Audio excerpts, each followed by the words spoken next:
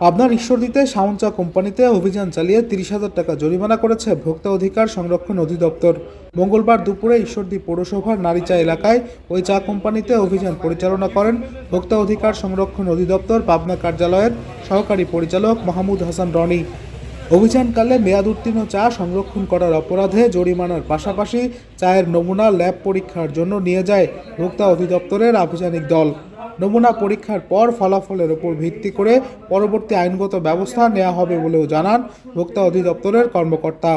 অভিযানে সহায়তা করেন র্যাব 12 সিপিসি 2 পাবনা ক্যাম্পের সদস্যরা।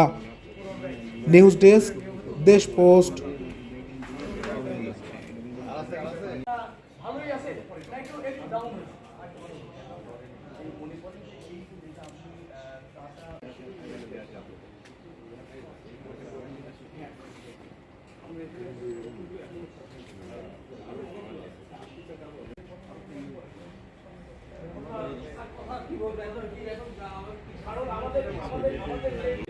বিভিন্ন রকম মেয়াদ উত্তীর্ণ মেয়াদহীন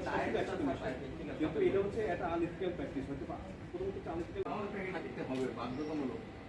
এবং সেটা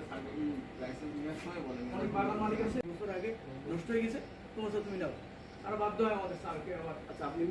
কথা বলে দেন আমি তারা তো আমাদেরকে কোনো সাপোর্ট তো করেই না বড় উৎস ধরেন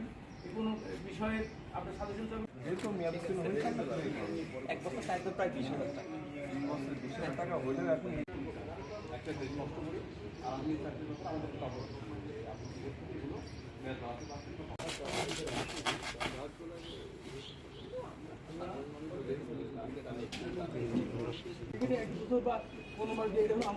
আমাদের মালটা মার্কেটে কোয়ালিটি ড্রপ করে তুলতে পারি আসছেন এখান থেকে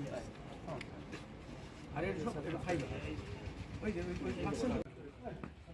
আসলে ওইটা বলতো যে ভিতরে ঢোকার এই প্লাস্টিক সাইন একটা আবার প্রবলেম যেমন আপনি স্যার দিয়ে নিলাম একটু